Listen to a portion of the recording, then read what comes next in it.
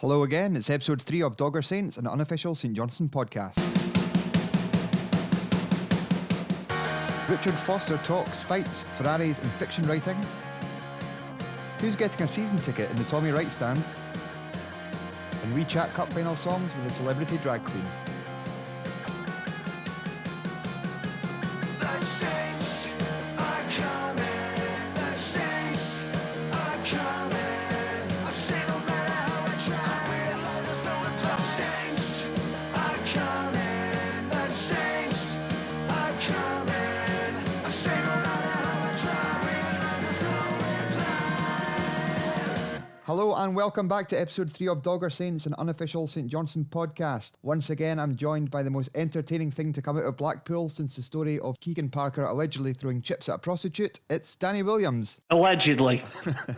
Well, I'm not gonna say that it definitely happened. That street, I used to walk down it quite often because it was here comes the qualification, because it was the road directly between Blackpool's sort of only indie bar and Blackpool's only indie club. And alleged site of the alleged incident definitely had a board in the window for a while. Anyway, enough of that. How are you doing, Sam? not bad at all, mate. What do you think of our new intro music? It's good. It's different. Yeah, there's a couple of comments about our current intro music sounding a bit like a microwave on its period. I get that. I get that. Yeah. So Kyle Burgess has allowed us to use this recording that he's made of The Saints Are Coming, which is a charity single. We'll actually have him on the show in a couple of weeks to talk more about it. Perth guy, lives in Glasgow, in a band. We came from Wolves. We had a decent chat. Yeah, looking forward to that. So, St Johnstone 1, Celtic 2. Yeah, it was disappointing in the end, actually. For the third time this season, we've played Celtic, and it's the third time I've came away after the match thinking that we should have taken more out of it. The first game, we lost 2 goals in injury time. The second one, we were 1 up at Celtic Park with minutes to go, and we were 1 up and looking okay for something, but to lose 2-1, it's... You know, it didn't... I think it was a different emotion at the end of it. First game at McDermott made me want to punch a hole in the moon. It was just because it was such a gut punch late on. Obviously, the game at Parkhead, you're taking solace from the fact we got a point, even though we could have got more. Today, obviously, having the lead, fantastic goal by Rooney. It was so sort of disappointing how quickly we gave it back to them, gave the game away. And then from that, even though I still think we're playing some quite good football, I just don't think we look likely. No, Conway had a I'd say a decent chance. It was great control in the first place to make the chance, but sliced it wide. Kind of rode our luck a bit in the first half for a 15-20 minute spell where they could have had a number of goals. Booth cleared one off the line. Xander cleared one back into the danger area. Yeah, I actually thought start of the game, again, maybe an opportunity missed, because I thought we were playing some really good stuff. We passed the ball about beautifully. First, probably 10 minutes, quarter of an hour, and they didn't settle. They really didn't settle. But even though we were playing some quite nice stuff, we never got a shot away. Never got near the box, really, and didn't seem to be willing to have a pop from distance. But yeah, hey ho. Again, game we weren't expected to win. They have turned a corner, undoubtedly, Celtic, but disappointing that the manner of maybe the second goal could have did a bit better. Yeah, the second goal could have been defended a lot better. The first one maybe could have been stopped before it became an issue as well. Yeah, I actually thought for Celtic, despite all my sort of Charlie Big Spuds talk last week, they had turned the corner. Obviously, they gave St Mirren a good whipping in midweek. I thought they were maybe a little bit of a backward step for them, because I don't think they played as well as they have done the last few games. But again, they were the better side on the day. 2-1 is probably a fair reflection on actually how the game went. So it's not going to define this season. There's a much bigger game against Motherwell next week. Absolutely right. If you look at the last 4 games, Kilmarnock, Livingston, Rangers, Celtic, if we were offered 6 points, you'd bite their hand off if you were offered 6 points. Absolutely.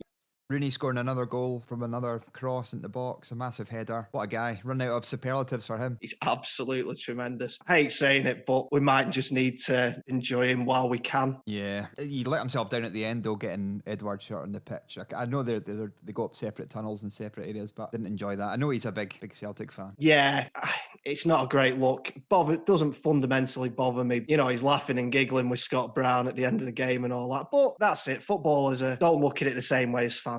We write it off and we move on to Motherwell. We go again. So that was the last home match before the League Cup final a week on Sunday, and when we return to McDermott on the 6th of March to play Hibs, there is some hope from fans that there might be a renamed stand. Yeah, Sam, there's some moves from Saints fans to have the East Stand renamed after Kilmarnock manager Tommy Wright.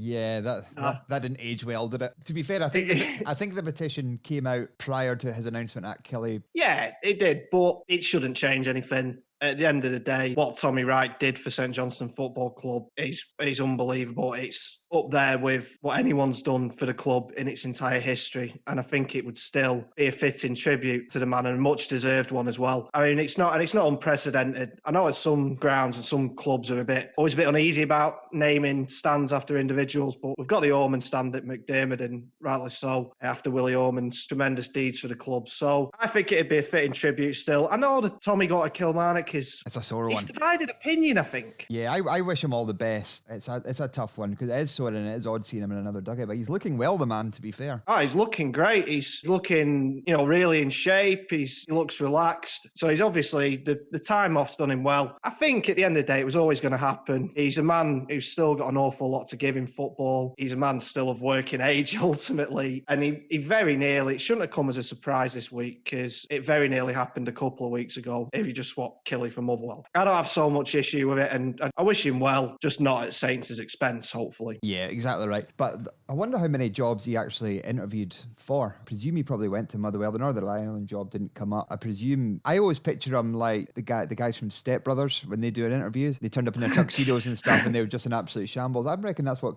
Tommy Wright was like. We're here to fuck shit up. Exactly right. Yeah, Billy Bowie. Obviously, that's what he said at Kilmarnock. Billy Bowie was down with that kind of chat. The job is yours, Tommy. In you come. Yeah. Also, I'm maybe reading a little bit too much into this because the one job he never made any secret that he wanted was the Northern Ireland job. He went for it. I think he got, again, looking back now, I think he got pretty close. They obviously went with Barraclough for him sort of as an internal appointment almost because he actually, I mean, we sort of think of Barraclough as being a bit rubbish at Motherwell, but he was very highly thought of for his work with the under-21s with Northern Ireland. So, but maybe he's still, maybe that's part of Tommy's thinking. I'm sure he'd still jump at the chance, but really, you want to be in work if you are going to go for that again, if it does come up. So, no, I mean, just ultimately, good luck to him. And yes, I was going to say, what is your opinion on the stand? Should it be renamed the Tommy Wright stand now? Oh, absolutely. Yeah. Absolutely. You can wait until he retires, or he gets punted by Killy or something, but what's the point? I mean, you can wait until he retires or gets punted by Killy, but what good's it going to do? Just give him the stand, rename the stand after him, and it's absolutely everything that he deserves.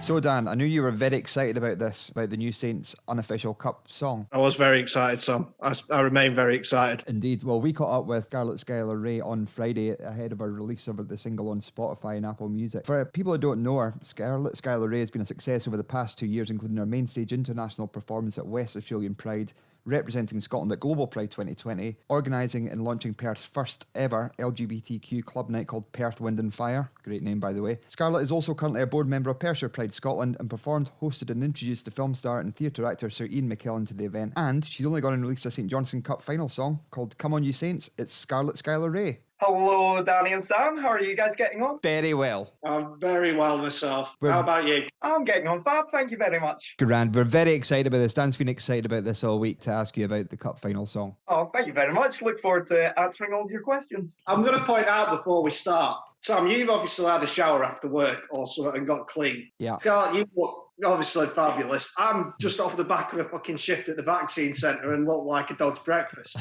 So I feel like I'm letting the side down. So, you've got a single out. Yes, Come On You Saints, the St Johnstone Unofficial Cup song. Should be the official one if I'm being brutally honest with you. How did it come about? After the quarter-final, the Dunfermline game, I kind of had a wee hunch that St Johnstone were going to do well. So at that point, I decided that I would go and get the backing track organised, and I got the chorus organised and got the song kind of planned out. I wanted it to be everything I think a cup final song should be. So I wanted something you can bop to, something energetic. It's a bit like if the Venga Boys did a cup final song with some guitars added in. That's exactly what I want in life, to be perfectly honest with you. I had to wait till after the semi-final because I wanted the lyric for the verses to be as up-to-date as possible. Thank God it wasn't a boring 0-0 game and we won it on penalties. At least you got plenty of goal scorers to throw into the chorus. I was so lucky as well for us getting 3 goals with Kirk, Conway, Rooney. It works well with the kind of phrasing of the song. I would have been totally out of my element if it was Weatherspoon and Tanzer. It would have to be like, it was a January morning, come on you dadder, with a goal from Tanser. I don't know. Just nailed it there and then. There you go. Imagine it was a Hibs own goal, like Ryan Porteous. The Porteous rhymes with nothing. You'd be struggling with that. A glorious own goal from Ryan Porteous. Portleous. And that is why you don't write songs, Dan. You say that, Sam. Now, I used to play in indie bands when I was younger, and I had a magnum opus that I wrote when I was 17 called State of Affairs, and then in brackets, Affairs of the State. It was my political number. Wow. It was a very, very poor quality. How did you record it? How did you record the song, Scarlett? Oh, sorry, I thought you were on Sorry. about Danny's song there. No. We're not interested about that. I've actually got a room set up here where I've got a wee studio. I've got a microphone right there. Nice. And the instruments you're hearing, so a keyboard, guitar. Sorry, I realised this will not work in a podcast. Hold doing the video. She was pointing to her keyboard and holding up her guitar. So started out as an acoustic song. I need to make this more high energy. So I got the piano out, did a bit of piano work on there. I switched out the acoustic guitar to do a guitar riff. And then after that, I kind of built it up with synths and drums, get the backing track working. And then I've just got a microphone there as well. It's been very well received, other than from the people that know nothing about music. Oh, thank you very much, Sam. So what genre would you put that in, Scarlett? Well, it's quite funny because I actually released it today on like Spotify, Apple Music and everything. They asked for a genre. I just put pop because I couldn't really figure out where it fit in at all. 90s Euro pop is probably the closest thing we can get. I've written down Europop. That's what I wrote in my notes. It's 100% a Europop banger. It's got a hooky chorus. It basically has got all the favourite bits of every kind of football song. It's got the player's name mentioned. It mentions the hometown. It ticks all the boxes for me. Dan? Yeah. And it gives Broxton Roundabout a big shout out. Well, we do have actually some serious questions as well, Scarlett. Do you think attitudes have changed regarding the LGBTQ community in Perth? Because I know me and Danny talked about this earlier on today. Just to come in on that, because obviously I'm from Blackpool, and Blackpool's got a very large and very visible LGBT community and whatnot. So just for sort of myself, coming to somewhere like Perth, and it's so much less visible. Just how's the community grown in Perth? I mean, Perthshire Pride as an organisation, we set that up back in 2018, and I feel prior to that, there wasn't really that much of a scene. You did have quite a few groups, but it was more scattered about. But with the creation of Perthshire Pride, we started to build up that community. I mean, feel over the last few years, especially since 2018, it started to roll a wee bit more. Well as that, especially with the year with Ian McKellen and so much publicity. And I mean, we had 8,000 people at that event. That was massive. I will say that was the first game day of the season for St Johnstone as well. So we would have liked to have more. Unfortunately, I couldn't go to that one. I was about to say, split loyalties that day for you. A couple more questions. What's your predictions for the final? I think the goals are going to come from set pieces. I mean, I was watching the Livingston game. I mean, I know after this, the Celtic game will have been played, Yeah. which I'm a wee bit nervous about. I know for the Celtic game, well, obviously they had the good win against St Mirren. You predicted that Saints were going to win the League Cup after the Dunfermline games. 2-0. We know that from the Scottish Cup final back, Didi May can score a goal in the Cup final. Hopefully it'll just not be his hand. Yeah. It still freaks my nut out to this day that he did that. Run into it. I think Sean Rooney will be getting the goal, to be honest. Last few games, like, he's just winning all the balls in the air. The guy's a star, You isn't know, you get a cross in, he's going to nut it in. I hope so. Oh, before I came on air, Dan, I went on to our drag queen name generator to generate us some drag queen names. We'll just run it by Scarlett to see if these are acceptable names. So your name, Dan, is Raven Del Rio. Quite like that. What do you think, Scarlett, of that? Do you look like a Raven Del Rio? I think I could see Danny as a Raven Del Rio. He's he's quite sassy. So, I mean, Danny's got a few of those qualities. To be fair, Raven Del Rio sounds like a terrible Saints player we've managed to get on loan from he does sound like a rank foreign football player that we've tried to get. My one is not as glamorous. My one, Peaches Lovelace. Peaches Lovely. Ooh. Yeah. I'm going to get that in the back of my Saints tops. Lovely 69, there it is. Skyler Rae 69, good job. Yeah, the 69 is for, as it's LGBT History Month, it's for the anniversary of the Stonewall Riots, which was 1969. Just wanted to really touch on awareness in football, because there is a sort of drive to a very organised drive with the Rainbow Laces campaign, and sort of from your perspective, Scarlett, as a member of the community and a football fan, you know, where do you think we can get more visibility in the game? I mean, there's not too many out footballers, and I mean, I don't think there's any in Scottish football at the moment. As the Perthshire Pride, we've had a good bit of support from the St Johnstone Community Board, and they actually reached out to us and did a wee event, which was quite nice. So they invited us down and had a wee chat. I think for representation. I think there are gay footballers out there. They will keep it to themselves at the moment because it's not really the done thing. I mean, there have been, because there's a few players who have come out down south in England. I can't remember the boy's name. It was a Thomas Hitzlberger. Who did he play for, Dan? Played for Villa. But he only came out after he retired, didn't he? Yeah, he came after he retired. You have a look at other sports and, it's like there's a drag queen in MMA at the moment. I mean, if you could be a drag queen in MMA, you could be a drag queen in football. So the single Come On You Saints by Scarlet Skyler Rae is available on Spotify. Where else can you get it? It's on YouTube, isn't it? You can see it on YouTube, on Facebook at Scarlet Skyler Rae Drag Queen, and on the Scarlet Skyler Rae pages on Apple Music, Spotify, Amazon, iTunes, any good music providers. Lovely stuff. And if they want to follow you on Instagram? Scarlet Skyler Rae Drag Queen on Instagram. Thanks for coming to chat to us today. Good luck with the single, and I really hope it's played out when we lift in the cup on the 28th of February. And thank you very much for all the hard work you guys have been putting in on cross-promoting, and thank you very much for having me, guys. You flirt. See you later. Bye. So, Dan, what did you make of that? Yeah, mate, great fun.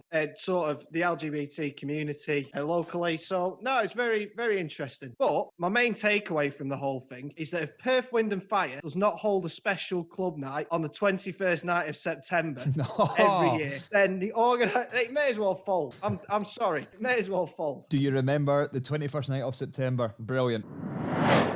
So you might have seen in the news this week, Dan, about an exchange of words between Sean Dyche and John McGinn, the Burnley manager. So John McGinn tells Dyche to shut up, and then Dyche replies with, so you've been in Premier League for one season and you think you're big time now and telling me to shut up, as you may have heard. McGinn's response, which was brilliant, was, you've been in the league 6 seasons and you're still wearing that shit coat, you big prick. It's absolutely tremendous work. I mean, I can't even find the words to describe how good it is. For an on-the-spot insult, it's up there. It's not my favourite I've ever heard. Some people aren't as good as insults, however, as Charlie Nicholas managed to prove on Sky Sports. DJ Campbell just slightly offside. He should have timed his run, and suddenly he was in and goal. Offside given against him. Just before that... You should have gone to Specsavers, Charlie, because I'll tell you what, he's not offside. Well, he's absolutely bang in line, not offside. Well, maybe you should go also then, Jeff, because you couldn't see driving home the other night because you don't even wear your glasses in TV in case you get slagged off. So you just stick to Specsavers and I'll do the game. I bet he wish he didn't bother with that. He made a total clown of himself. This isn't an isolated incident for Champagne Charlie either, but that is previous. The premier one. Yeah, he's certainly got previous.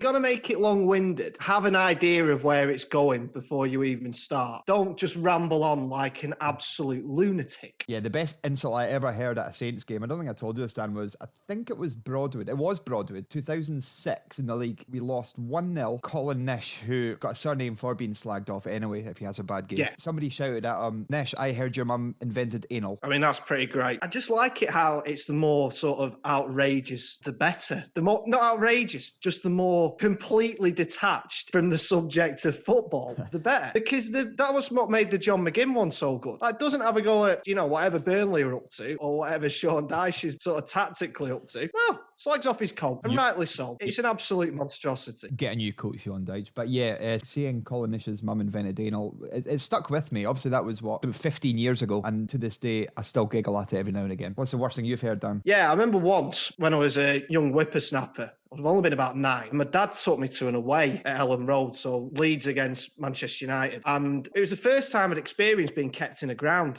The last Leeds fan to leave the ground was an absolute lookalike for Lisa Riley, who a former star of Emmerdale and former host of You've Been Framed. It might have been. Could have been her. The weekly patter vacuum that is You've Been Framed. So it was a bloke and all. Was walking out, and the entirety of the way end just turns around and starts singing One Mandy Dingle.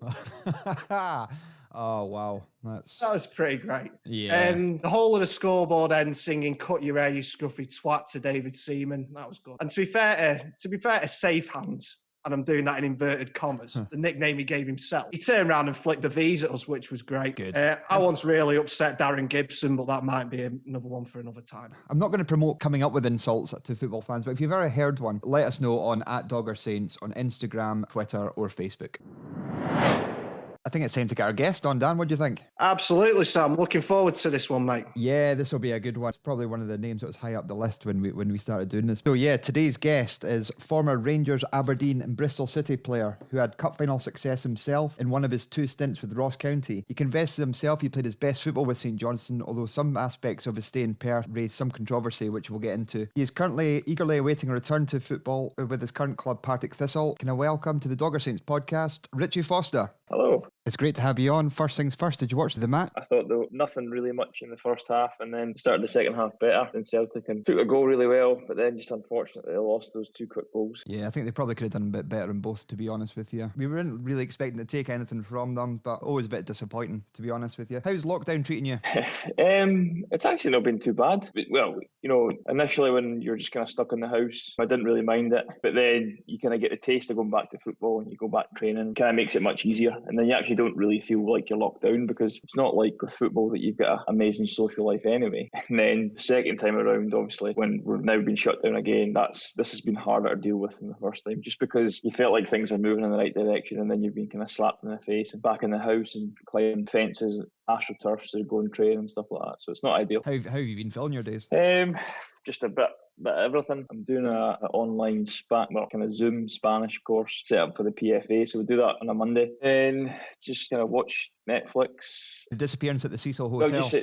Well, I've heard it's quite creepy, is it? Yeah, it's a wee bit odd, but that's definitely worth a watch. These Netflix documentaries are an easy binge watch. So I've been doing a lot of media stuff as well, so that kind of gets me out of the house, sometimes twice a week or whatever. So it's been good. It's been good to have something else to focus on, and I do enjoy watching the Premiership games. I'm a bit gutted that I'm not playing in the Premiership or playing at all at the moment, but it's been nice to watch the games and kind of see them from a different perspective. I know a job on the La Liga coverage for your Spanish course and your media work.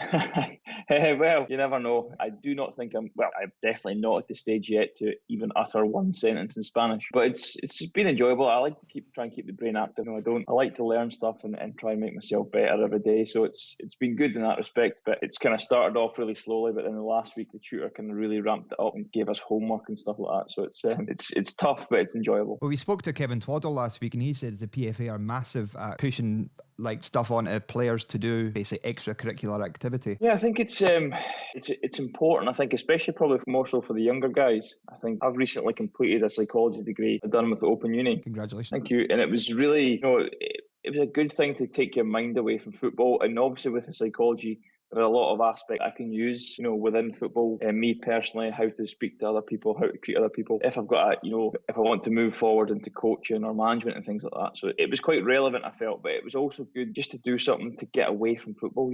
It's difficult now for the players to escape because of social media. Yeah. While it's a great platform for so many things, if you have a bad game, people comment and pass judgments on your performance and stuff. So I just found that having course to do is something you can just kind of shut off from the rest of the world and just dive into it. And if you find something interesting enough, which I did with psychology, then it kind of, for a few hours each day, it takes your mind off your day job, I suppose. Did you ever read any of the reviews or any of the forums or anything that people wrote about you after matches? I used to. When I signed for Rangers the second time, I got Twitter, and that was the first real social media platform I had. I mean, I had Facebook, that was just, I never really used it, but so I got Twitter, and you would read them, and you got to the point where you would actually go on there, and it's weird, especially psychology, but you'd almost search for the bad ones. Mm-hmm. You would never be content. You could have 5 good comments, but that you wouldn't be content with that. But then you'd get to the bad ones, and then sometimes you'd be raging, but more often not, you're just disappointed, because none of us in football ever try and have a bad game.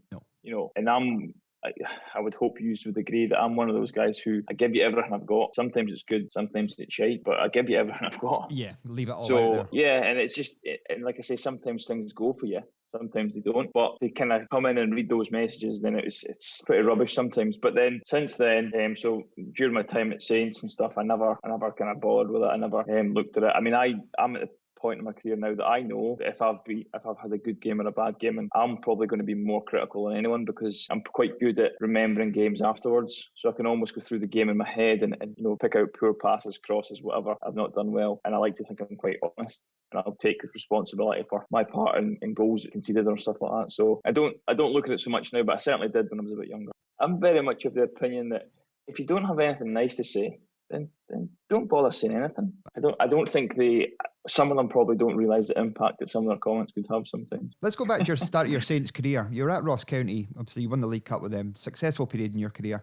How were you sold on the move to Saints in the first place? Well, my agent is Alan Preston, so he knows a lot of people at the club. Even before I went to Ross County, I think he'd spoken to Tommy, and I think they had covered it right back at that point. And obviously knew how well St Johnstone done. Knew that for smaller teams in the league, St Johnstone were almost the benchmark, if you will. You know, the kind of the overachievers, the small budget, Tommy getting the best out of his players, but even managers previous to him getting the best out of their players. So I knew about the club, and then the opportunity arose from Ross County. I was told there I was no longer required after making 42 appearances, finishing top 6 and winning the cup. Not entirely sure what went wrong there.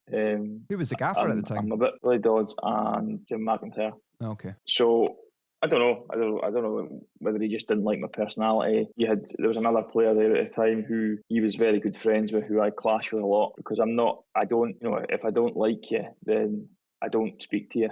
You know, mm-hmm. And I suppose in that kind of environment, sometimes it's a good thing, sometimes it's a bad thing. But I don't really have much time for people who don't take things as seriously as I do, certainly in a football sense. So it came about, the chance came, and basically I spoke to Tommy. I think I spoke to him on the Friday morning. So I was going into training because Alan had spoken to them and they'd said, well, we can't do anything at the moment. But then I think they got injuries. I think maybe Keith Watson got injured. And so I spoke to Tommy on the Friday, and Saints were playing Celtic in the early kick-off on the Saturday, and spoke to him and just really liked what he said, and he was dead honest at the start, and as he was throughout my whole Saints career. He was honest about everything, and he treated me with a lot of respect. But initially it was just the chance to go and play with a manager who, I don't know, almost he had the personality to deal with someone like me who's got a strong personality, and I think a lot of younger managers, probably time at Ross County was an example of that. Younger managers probably feel like I challenge them too much. Okay. How do you think he'll get on at Kilmarnock? I want him to do well. I hope he does well. I think he will do. I think the problem he's got right now is a time issue. You know, it's going to be very, very difficult for him to turn things around in the time that he's got left. I think we've got quite a tough run. I think away to Aberdeen next. But I think we can see already with the performance against Rangers that the organisation will be there. It's just about trying to get more out of the players going forward. I think, to be honest, that's been Kilmarnock's problem the whole season, but I think he will bring hopefully a freshness to the way they look at the game. And like I said, I really, really hope he does well. But I think, they're going to be in the fight for relegation for the rest of the season, I think. But I would just hope for his sake that they've got enough to stay up. Yeah, just a quick one, Richard, really. Just when you came to Saints, obviously coming in at right back, and the man you're pretty much replacing, I know your career's crossed over a little bit at Saints, was Dave Mackay. Obviously, cup-winning captain, club legend. Even for someone like yourself, who by that point was season pro, I think you played nearly 400 games in your career by that point. Did you feel any sort of, maybe not pressure, but were you quite aware of maybe winning the fans over a little bit? Or was it just a case of, well, I've come in, this is my job, I'm going to play right back? No, you do, because obviously, I'd played against Dave pretty much throughout my career. So I knew all about him. I knew that, I suppose you probably tend to, you look at players in your own position and you probably tend to have more of an affinity towards those guys. So I could always remember looking at him, and I think he was very underrated. I don't think out with, Saints, I don't think he probably fully got the credit he deserved. Always at least a 7 out of 10. Steady, good in the ball, good captain, good talker. By all accounts, very good in the dressing room with the boys. So I don't think, so it is difficult to kind of go in there, and I didn't feel like I was trying to fill his role as such. But you do, when you see the cup winning team and the squad and stuff, and the way that, Chris Miller, Stephen McLean, Murray Davidson, the way they spoke about him, you could tell that they kind of held him in high regard. So it was a difficult situation, but I just thought that to myself, if you concentrate on your game, hopefully that'll be enough. That I'm never going to replace a club legend, but hopefully I can do enough to just kind of be on the fan side, if you will. So it was a bit of a transition period for the defence at that time, because you could pick the back four every week of Easton, Mackay and Fraser Wright and Stephen Anderson. You could pretty much pick the back four every week. So it was a transition period at the time, like Watson came in, yourself came in. I got a text from a friend who wanted me to ask you, on your first day of training, did you rock up in a Ferrari and get absolutely slaughtered for it? Or is that nonsense? That's absolute nonsense. Okay. I'd never do. I mean, the Ferrari's not mine for one, it's my wife. But I would never, not on the first day. It's not the way I am. I mean, if when I go, I never pretend to anyone that I have the things that I have because of me. I don't go in there pretending it's my Ferrari. And I took it into training a couple of times. One of the times it was just to take it in. And because we travel up from Glasgow, so there's only two of us. So I thought it's a nice sunny day, I'll take it up. But one of the other times was actually because my car and my wife's other car were in the garage. It's like, right, shit, I need to go to training. And genuinely, I'm going, the only car we've got is a Ferrari. It's like, how am I going to turn up the car in a Ferrari? But I had to take it, and I did. I think it's more because, well, one, it's obviously incredible to drive, but it's an experience, I think, for whoever the passenger is, because I think it would be quite good for them just to be in it and feel just feel what it's like. So I did take it to training, but I certainly never took it on my first day. Good, we can put that to bed. Who did you travel up with? Initially, it was Chris Miller and Brian Easton. I think Denny Johnson kind of came in, and then once Chris left, Matty Kennedy came in as well. So we travelled up together. So it was good. It's a good laugh. It gives you that kind of extra bit of time, and you actually got, you get pretty close to the guys. I mean, Brian Easton came to my wedding a couple of years ago, and I had invited Chris Miller, but it just didn't work out, obviously, with his family and stuff. So you become quite close to those guys because you're travelling an extra 2 hours every day with them in the car. So I'm still good pals with both of them at the moment now. Chris Miller's on next week in our cup final special. He's coming on. He can talk a lot of crap. Oh, good. But he'll fit in on this podcast. Who had the crappiest car? Well, if you think of the time that when I was there, and he is also a club leg, who looks the worst as a St Johnstone football player? Oh, Stephen Anderson had to be.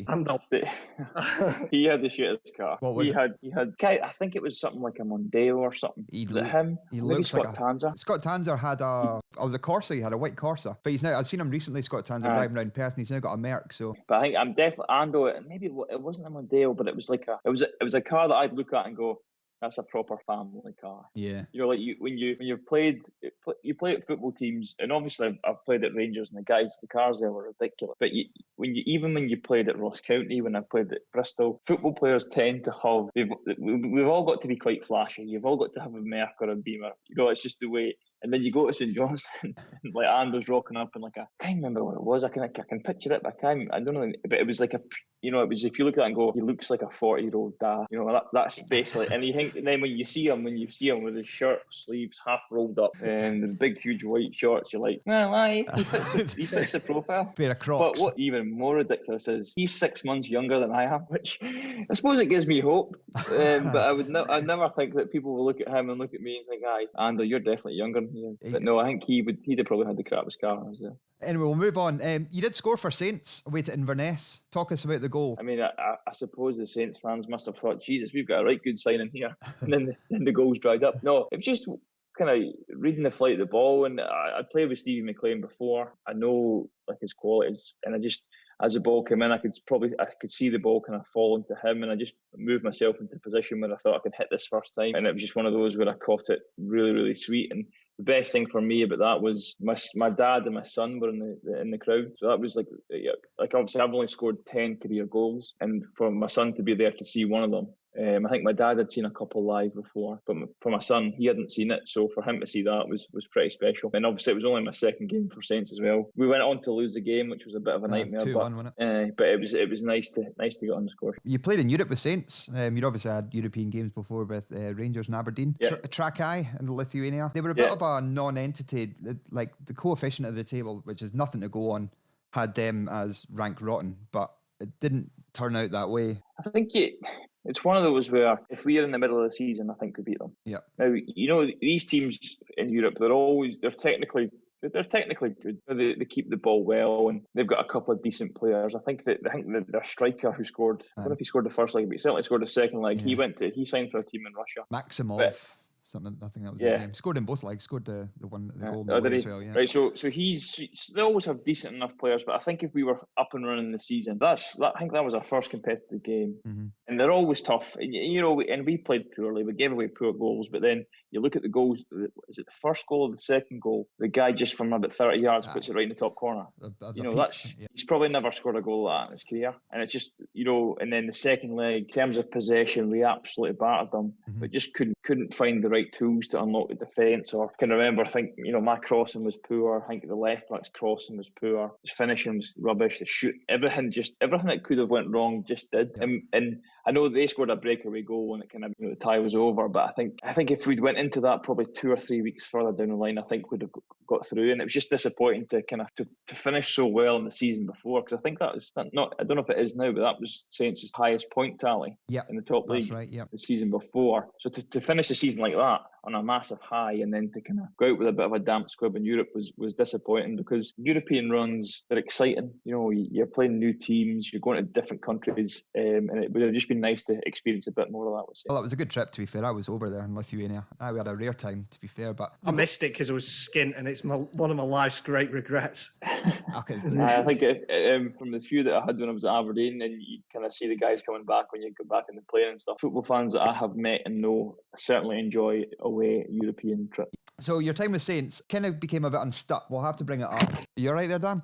Not the mic over. That's my wife. That's my wife's radio equipment. You go easy on that. I didn't mean to. We have to talk about that day at Hamilton. I know you've talked about it till you're blue in your face, but it's a St Johnstone podcast. You want us to ask the questions. What happened? Just two feisty personalities clashing at exactly the wrong moment. I think it was just Danny had given away a free kick, and we'd been quite narky, not at each other, but just the whole team with each other, if you know what I mean, because of the game, because we were playing terrible. We could pass the ball for more than 3 passes, and then he could go and jump for a header and he doesn't. He kind of just fouls a guy, so it gives them a chance to put the ball in the box. So I'm annoyed at him for that. So then he's chirping back, and I think what caused the problem was then half time. So if the game goes on for another couple of minutes, that dies down, and then you basically just probably tell each other to F off and it's done. But because the referee then blows for half time, we're able to actually go toward each other. And then obviously we're running off the pitch and we both decide, we need to deal with this here. And then I ran over to him and tried to grab a hold of him and slip. I banged my head in the ground. Then I don't know what happened. Then I get back up and obviously I'm still raging. And then I just try to go for him again, and Blair Alston had me in a bear hug and I couldn't actually really move. It was one of those where you look back and you look at it and you think, why on earth are you getting yourself involved in that? But when that red mist descends for that kind of next 10, 15 seconds, there's no coherent thought. It's not like you're going, I'm going to go over here and argue, I'm going to try and fight Danny Swanson. All that goes out the window. And then we go back into the dressing room and we get told we're getting sent off, and obviously the manager's raging. And then everybody goes out. So it's just Danny, myself, and the kit man that are left in the dressing room. The kit man, he's in there thinking, shit, I can't go back outside because these two might go at it. But we sat there quietly for about 5 minutes, and then I think Danny actually got up first, came over and just apologised to each other, and then you couldn't believe how stupid it was. And then, so we had to sit in the dressing room and listen to the game. And you go in and you're looking at the clock and you're thinking, right, come on. And then you hear the cheer about 30 seconds before what would be the final whistle. And, you just instantly, it feels like someone has just stabbed you in the stomach, because it's just, you're thinking to yourself, if we get away with this with a point, the players will still be raging at us, but at least we got something from the game. But then to come away with nothing and then blatantly our fault, it just makes you feel horrible. Thankfully, like I say, over the course of the season, it never derailed us from finishing fourth, but it was just, at the time, it was just awful. And then obviously all the kind of disciplinary hearings and that afterwards and stuff. I think the manager initially, myself and Tommy and Danny are very similar, that he's very reactive. So at the time, I think Tommy wanted us both sacked out the club. Okay. But then I think kind of goes home, thinks about it, reassesses, and realises that I think at the time, both Danny and I were assets to St Johnstone. We're both playing in the team, we're both having good seasons. So, he kind of settled down and then he just wanted it put to bed. And to be fair to him, that was one of the things that he was brilliant at. He just, once it was done, it was done. There was no lasting, he didn't hold it against you. And it was just, it was over with, and once it was sorted, we both moved on, and Danny and I got on fine. We spoke no problem, and there was never any animosity between us after that. We've discussed it at length with our friends now. You've got what we call white line syndrome. As soon as you cross on the pitch, Steve McLean's another one. Is just, these are mad, mental, angry people on the pitch, which is great. It's what you want. You want the passion. You want players to give it 110%. And as soon as they walk off the pitch, it's completely forgotten about. Then that's it. Yeah, I think that's why initially, at my time at St Johnstone, I really, really enjoyed it, because I had guys there who were similar to me. You know, Stephen McLean, Chris Miller, Stephen Anderson, Tam Scobie, Brian Easton. You can fall out with these guys on the pitch, and then you walk off the pitch and you're friends again. Yeah. And that's the way I've been. That's the way I've always been. It's the way, obviously, players were when I was there. You'd see them screaming, shouting at each other on the pitch, and then you're laughing and joking in the dressing room afterwards if you got the right result. And that's just the way it is. It's slightly different now. You know, the younger players coming through they don't take it as well. They don't really want you to. They don't really like getting shouted at. They don't really like shouting back at you. And then I think if you do shout at them, they kind of hold it against you, and there's almost like a bit of tension there. And the dynamics certainly shifted, and probably has shifted in football over time, but it shifted in the dressing room as much years went on there, and it was difficult to deal with. And I can remember being in with Tommy a couple of times after kind of falling out with people in training and stuff. And I says to him, I'm really struggling with the new dynamic in the dressing room, the kind of old and the young, because it was just kind of, there wasn't so much, you know, kind of flowing nicely, like some old, some young. It was just a case of me being old and then the younger ones.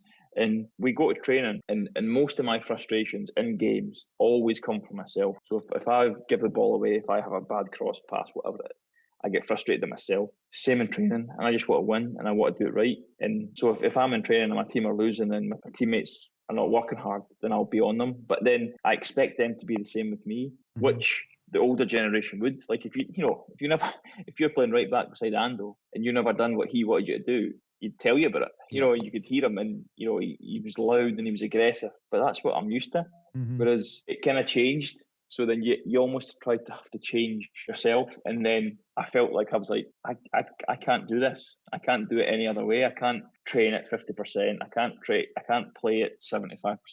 I'm kind of all in. I'm 100% every single time.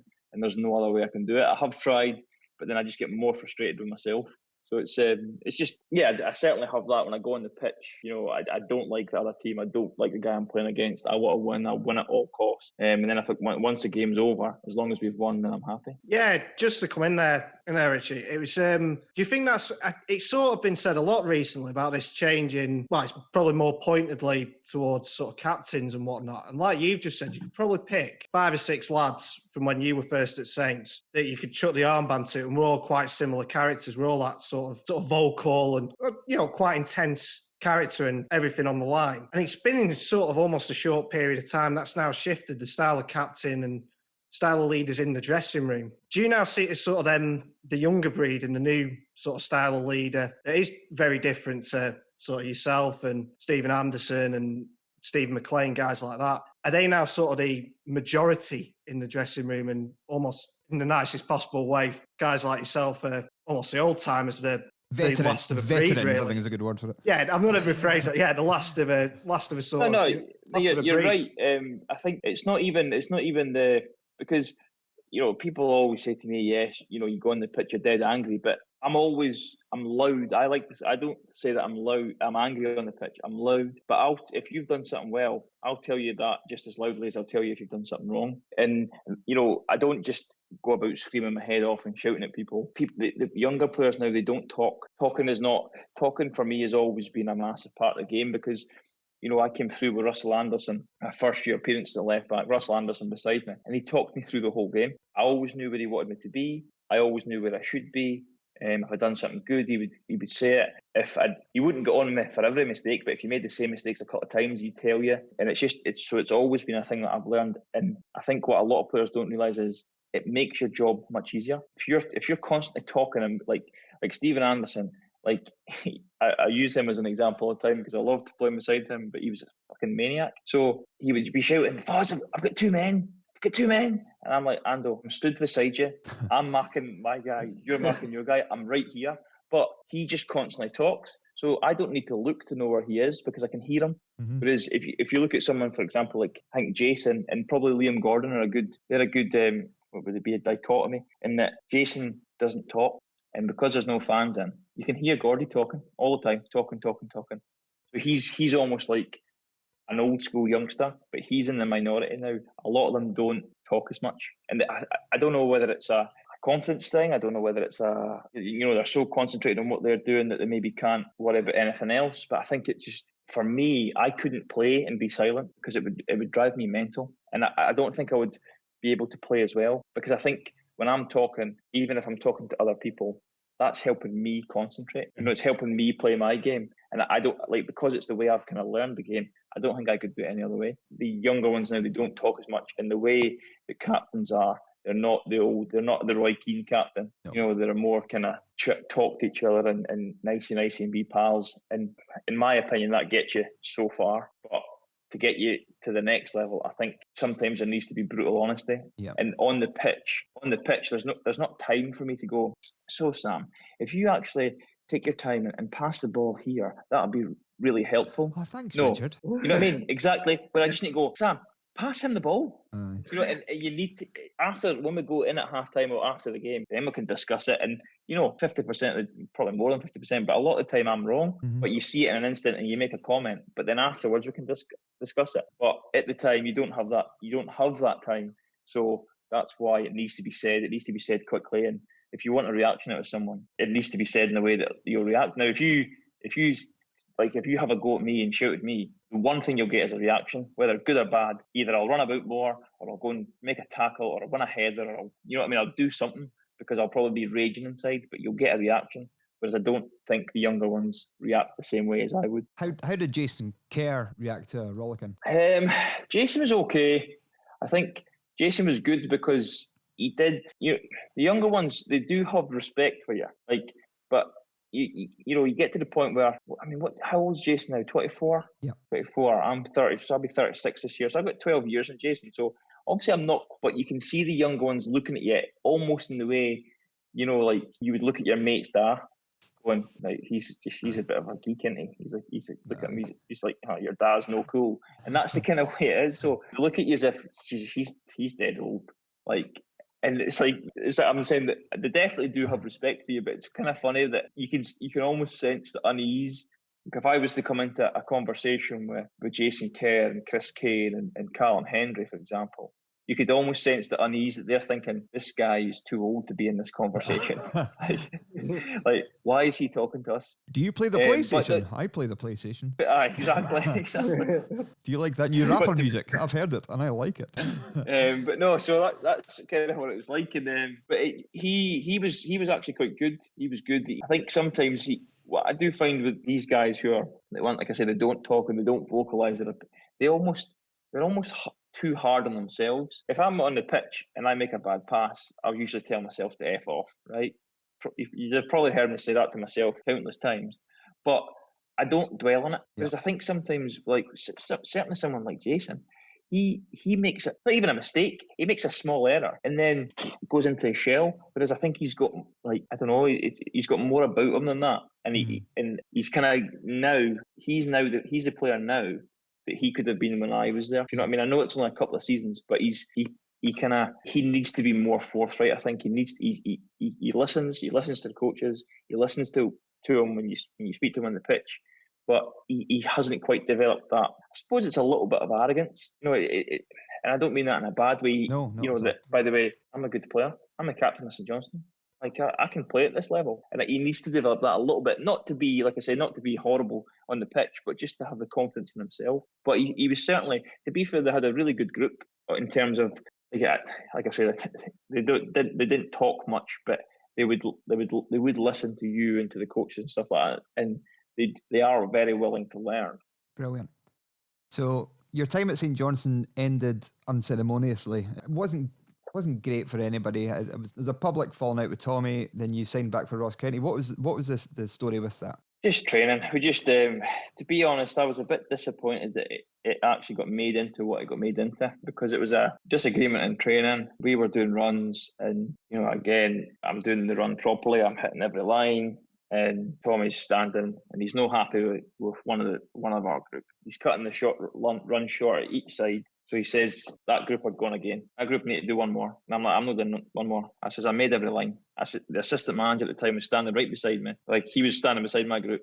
And me and everybody else in my team, bar this one guy, hit the line.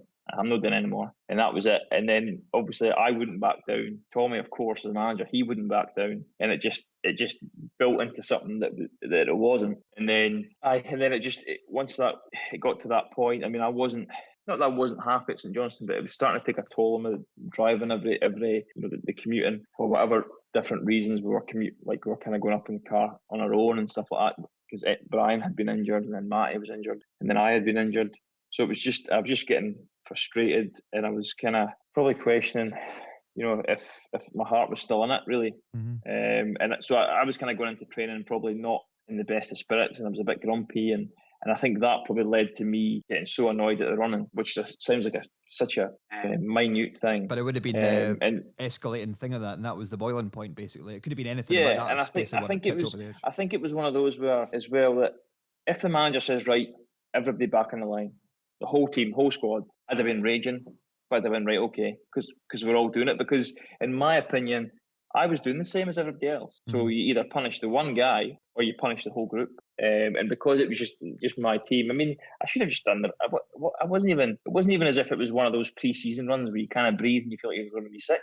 I could have done the extra run, no problem. Principle. So it was just stupid. It was shy, but it was, and it was a guy who was always last in the runs and who would always cut corners. And it was just more the frustration that, like I say, when I train, I'll train at 100%, and anyone who's not at 100%, it frustrates me, because I think to myself that having football ability and having a good touch and good passing and stuff, these are skills that you learn, and obviously some people are better than others at certain things. But working hard, everybody can do that. It takes no skill. And when players don't, not even get to the level that I would get to myself, but even just give us everything you've got and make the run. Don't, if you're 10 yards behind but you've hit the lines, then you're 10 yards behind. But if you're just cutting the run short, so it looks like you're doing the same as the rest of us, then I think that's part of my got to be part of the frustration as well. And like I say, it was a stupid incident, and it culminated in me leaving St Johnstone, which at the time, because I was angry and frustrated, I was like, I don't want to be here anyway. But then looking back, I think to myself, I played probably under Tommy, I probably played some of the best football in my career. So, I kind of missed out on another, probably a season or so of that. And then you never know in football, I could still be there today. Yeah. I might not be. But it's one of those things that kind of got to a point that, so I do regret the way it ended, certainly. But the good thing is Tommy and I got on very well now, and we've chatted a few times over lockdown, so there's definitely no issue there. He's an all or nothing as well. His heart is on his sleeve. It's when he obviously kind of resigned, that was him probably at the point of going, I can't give 100%, so I'm going to resign, because he wouldn't have continued, I don't think, if he wasn't given 100%. As soon as that point got to him where he was like, right, I'm not, maybe my heart's not in this for whatever reason, that's when he resigned. And I think he was very much like that, because let's be honest, I mean, that obviously with the season I left at Christmas, St Johnstone were bottom, and notoriously the team at the bottom at Christmas get relegated, and then they finished top 6. So I think it shows you, that his heart was still in it, and I suppose if you do anything in life, it's really, really nice to prove people wrong. It's a great feeling, and people were probably writing him off at that time at Christmas. People were writing St Johnstone off, and for them to kind of go on the run they went on and climb their way up the table, probably just epitomised what he was like as a manager. So I think when he said enough is enough and he resigned, I think that was probably the point when he wasn't able to give 100%.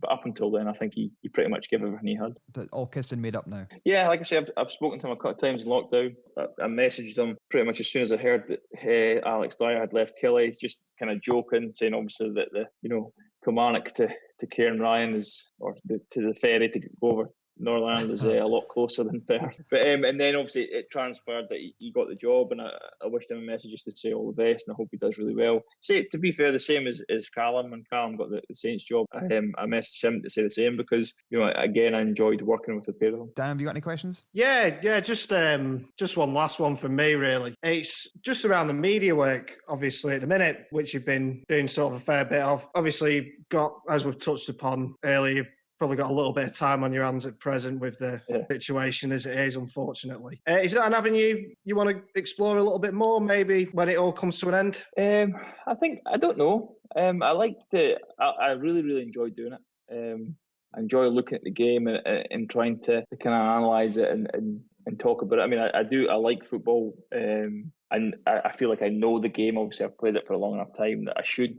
There'd be something wrong if I never knew what I was talking about by now. And I do like it. I like the analysing the game, and it is certainly something that I've thought about. There's always that part of me that thinks, about coaching and thinks about management and stuff. And I mean, I'm under no illusions how difficult it would be to be a coach or a manager. But there's part of me that I'm not. I've got my A license, and at the moment, I'm not concentrating on playing just now, but technically should be. But it's one of those where I want to try and not keep my options open. That's the wrong word. That's a bit disrespectful. But I think it's something I enjoy doing at the moment. And if I can, if I end up playing and stopping playing and doing a bit of media work, and then it leads into coaching at some stage, then I think it would be a nice transition. But it's always something it's always something that I would like to do, whether once I finish playing, whether I do go into coaching or management, or whether I solely go into the media stuff. It's always something that will be of interest to me because I do enjoy doing it. Well, you're not finished with the playing yet anyway, so it's a debate for another day, maybe. I don't know. The longer this lockdown goes on, my body starts to think, "Ooh, retirement mode."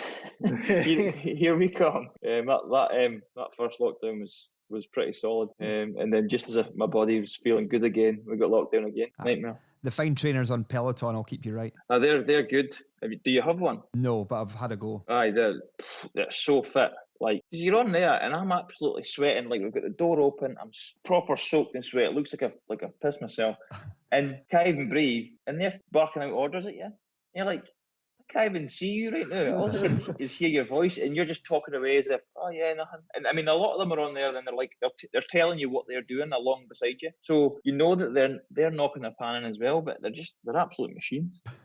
Quite impressive. Keeps you fit though. It does. It's good because pounding the pavements and going on 5k runs is possibly there are not many things that I'd like to do less than that. Not your bag at all, that. Nah, it's just too boring and monotonous and don't like it. And then on the flip side, we've been meeting up in twos with us to go training, and like I said to you before when I came on, I'm 35 years old and I'm climbing over fences to get into AstroTurf pitches, which I probably shouldn't be doing, so I won't tell you where I'm doing it, but just to kind of get a kick of the ball and stuff like that. And I think so the bike, and we've got a weight bench in the garage as well, so they're welcome intrusions into the monotony that is just running around on the pavement. Lovely. Last question. You've written a book. Any plans on writing a second? Well, I've written a second one. You've written it? I'm currently going through it. So the first one I wrote, and I've sent it off to, I think, 10 or 11 literary agents. Okay. So I don't know how that's going to go. It's not something I check in on a lot, or they say it can take up to 6 to 8 weeks to hear back, some of them longer. But it's a pastime that I do enjoy doing. I don't know. I've written the second one, and I'm just reading. Actually, it's sitting right down there on my laptop, and I'm reading through it and changing bits because you have different ideas and stuff like that. But even if nothing comes of it, and I don't expect it to, it's a pastime I'm probably going to continue with because I do enjoy it. I mean, when I take the train to travel up north to see my son, the 3.5-4 hours go past in the blink of an eye because you just get lost in what you're doing, and it's just nice. It's again, it's an escape from football and the pressures that brings. So it's definitely a pastime I'll keep up with. I don't know if I'll hear back from any of the agents, but I feel good that I've got to the point where I feel it's good enough to send it away. Brilliant. It's a good lady read it. I know, and I'll tell you why, because her exact words were, I'm afraid that it's going to be shite, and I'm going to have to tell you. Yeah. Is she blatantly honest, I presume? Yeah, to be fair, that when you read all the information, and they say give it to people who are going to be honest, because there's no point giving it to your mum because she'll be like, oh yeah, it's brilliant, even if it's terrible. But Amy would be brutally honest, but I don't think she wants to read it just in case she has to be brutally honest. And on that note, we'll say thanks to Richard Foster. Hopefully you'll be back up and running with Partick Thistle sooner rather than later. Thank you very much. Thanks, mate. Cheers. Well, hopefully that covered some of the burning questions that some Saints fans had. Yeah, really enjoyed that, actually. Bit in there where he mentioned about how Liam Gordon is fond of a chat in the back four. I play football with Liam's dad, and yes, I know where he gets it from. We must move on to one of our favourite features. It's Doggers on Tour.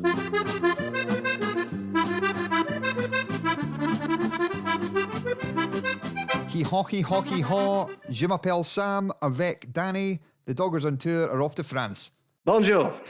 So, we're bringing this up because some comments came out by a former St Johnstone player, Gregory Tade. If you've not heard it, here's what he had to say. Your strikers are kind of bad, I have to say. They're kind of bad. They cannot score goals. What do you mean? It's not difficult to score a goal, is it? No, it's not Greg. It's the truth. They cannot score goals. When was the last time you finished in the top 6? Long time ago. When did you finish in the top 3?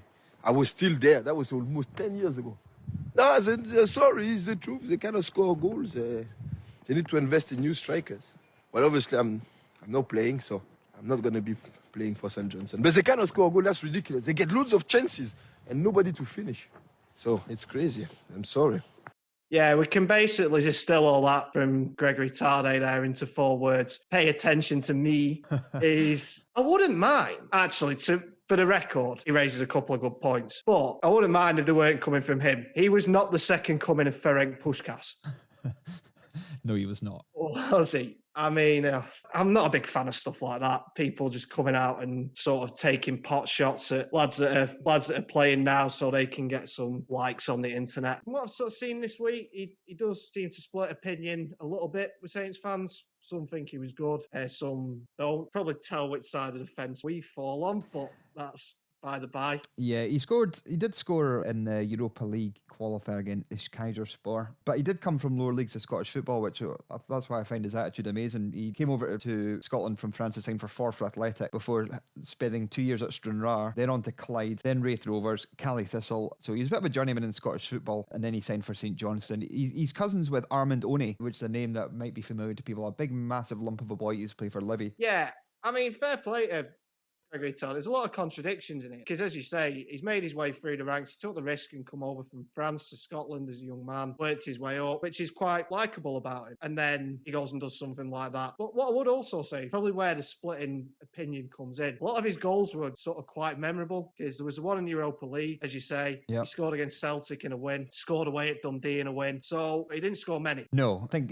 he had 4 to his name, I believe. He went on to Cluj after St Johnstone. They've got a good European pedigree in Romania. He's played for a few Romanian clubs, but he's done himself no favours with the St Johnstone faithful with his comments this week, I feel. But what I will say about that video, and it is the best thing about the video, possibly the only good thing about the video, is his missus rollicking him in the background. Called him Greg. Yeah.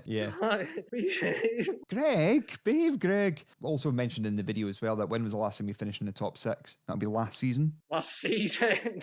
And then before that for several sort of seasons. Well, if he's looking for a return to the club, I don't think he's done himself any favours. No, he's had his 5 minutes. So we've been to Estonia, we've been to Ireland, we've now been to France. We are venturing a wee bit further out. Next week in our cup final special, we're going to Bosnia, which I'm sure will be nice this time of year. That'll be lovely. So yeah, we've had a suggestion coming through, and as it's a cup special, we are going to go to Bosnia, and we'll tell you more about that next week.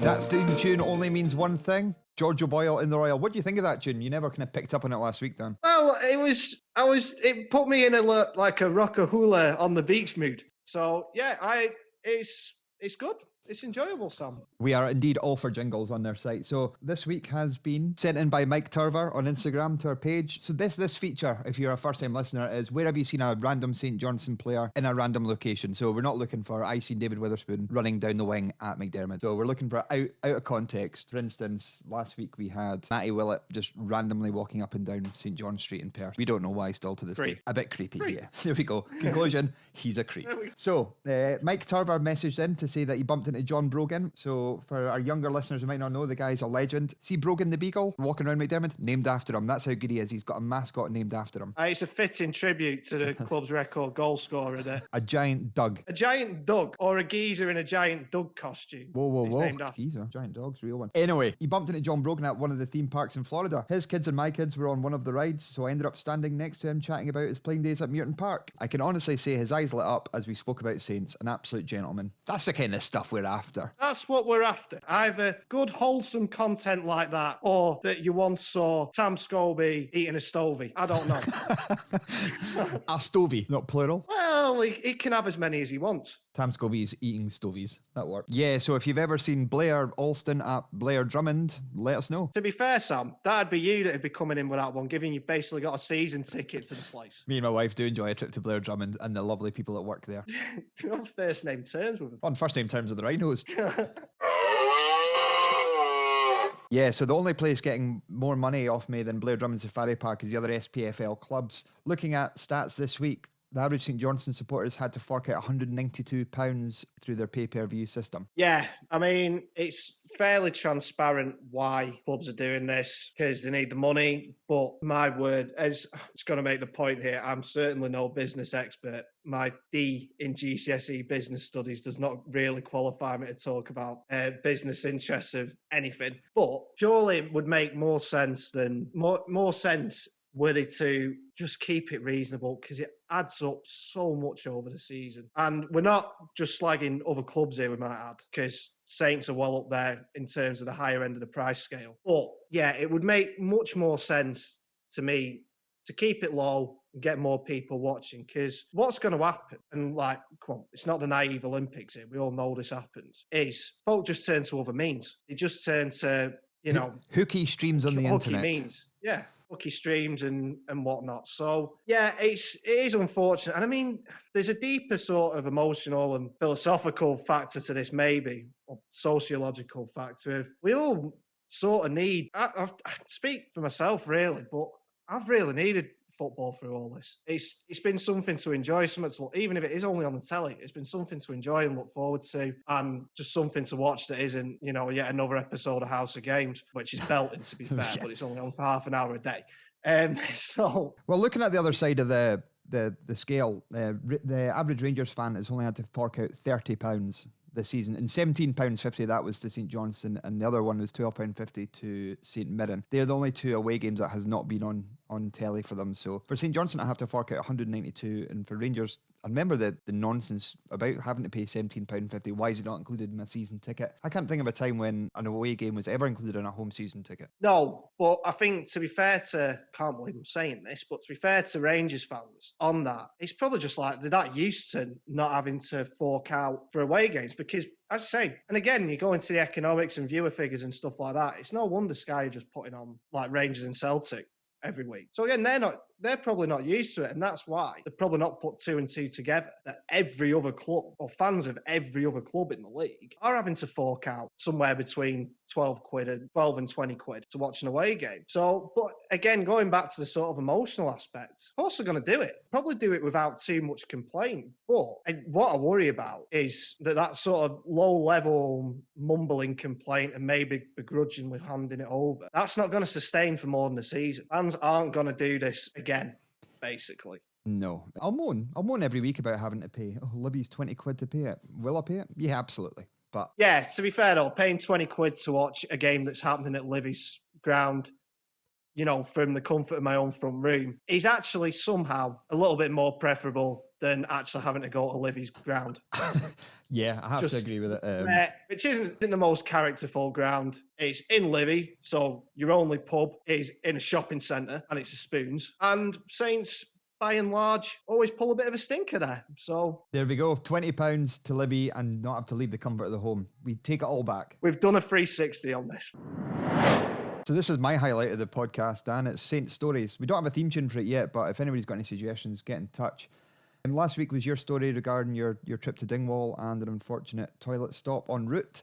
This week we've got one in from Sean Campbell on Instagram. So he messaged me to say that a couple of days before that Scottish Cup semi-final against Aberdeen at Ibrox, former player Gary Miller tweeted something along the lines of, "Looking forward to the semi-final and to see all the fans. Where are you all travelling from?" We live down in the border, so I replied saying that we were travelling through to the game. And about 10 minutes later, I had a follow request from him, which I accepted, and then he messaged me offering us hospitality tickets for the game, seeing as we were travelling a distance. I thought to myself, it isn't that much further from Perth, but we take the tickets nonetheless. So we turned up to Ibrox on the day, and right enough, at the front door, the tickets were there. We went up the marble staircase and into a suite where all the players who weren't playing or injured were there with their families. Steve Brown was there also. That's a nice touch, isn't it? That is a lovely story. And that, again, more wholesome content on the Dog of Saints podcast. He travelled from the borders. I travelled from fucking Cyprus for that semi-final. Unbelievable. I was back, granted I was back from my mate Caskey's wedding the day before. I did come back from Cyprus for it, and I did fly back on the Tuesday. You didn't tweet Gary Miller, did you? Well, this is true. See, rookie mistake. It could have been you in the plus sheets, man. That's it. Next time any player says, I'm coming from the semi-final, where are you coming from? New Zealand. It's going in. Yeah, that's it. But no, that was a really nice story. Keep them coming in, because that's great. And what a lovely thing for Gary Miller to sort out. Yeah, he said, Sean Campbell goes on to say that it was a great day, and my best memory was when Nigel Hasselbank's cousin invited us back to wee Nigel's house for a celebration party. Unfortunately, we had to head back down the road, so we couldn't, but what a party that would have been. And I completely understand, because I've heard stories of what his house was like when he moved out. So next week, if you've got any Saint stories, let us know. So we'll finish off this week by looking at our next opponents. We are away to Motherwell. Dan, what are you thinking? It's a good opportunity.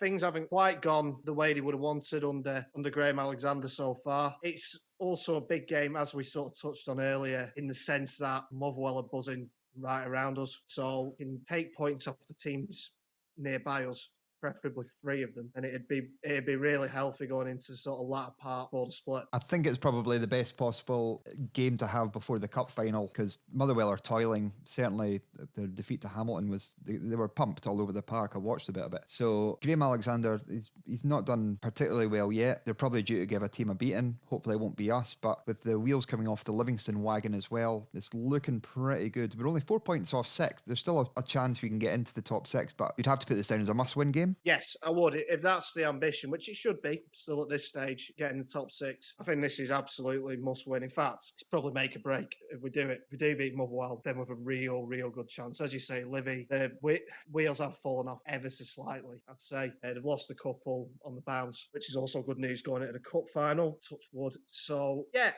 I just think with Motherwell at the minute, we've obviously had the change in manager. Robinson was there for quite a considerable amount of time. Graham Alexander's come in, and it does take managers time to settle. Unfortunately, Motherwell really needed a pretty instant impact from him. It is a different situation for Alexander, because really when he's been down in managerial jobs he's had down in England, they've all been, he was at Scunthorpe for a while, but he was at Fleetwood and then Salford, who were both just absolutely massively bankrolled. Yeah. And he's particularly with Fleetwood, he did really well, but these teams have got rid of him before, basically got rid of him to kick on. I mean, it's weird really, isn't it? Because he was always as a player, he was such a safe pair of hands.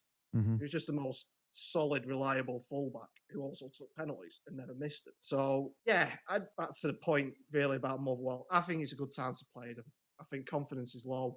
Just got a bit of a doing from Hamilton yesterday. It has been a mixed bag, because obviously they got the result against Killy in midweek, but again, Killy with a new manager. I don't know how it's going to go. I think if Saints play at the best, they win that game of football. Saints play like they did today, they win that game of football. It's as easy as that. The problem, Callum Davidson's don't let tinker squads around. Will he stick with the same? Will he go to who he thinks will start in the cup final? Will he rest players looking towards that? There's a possibility. It's whether they can afford to. If there was a midweek game, I would suggest, midweek game between Motherwell and the cup final, I'd probably say there would be a lot of tinkering about. As it is, his sort of core group of players, as in the 3 centre halves, Rooney, McCann, and Wotherspoon, will probably play at Motherwell and then play in the... Could be a chance for someone to come into the side and really, I say someone, Glenn Middleton, to come into the side and make a late sort of dart to get in the team for the cup final. Thinking really Middleton or Melamed. It'll be one of the two, yeah. It'll be interesting to see how it goes, but time will tell. Only time will tell, so.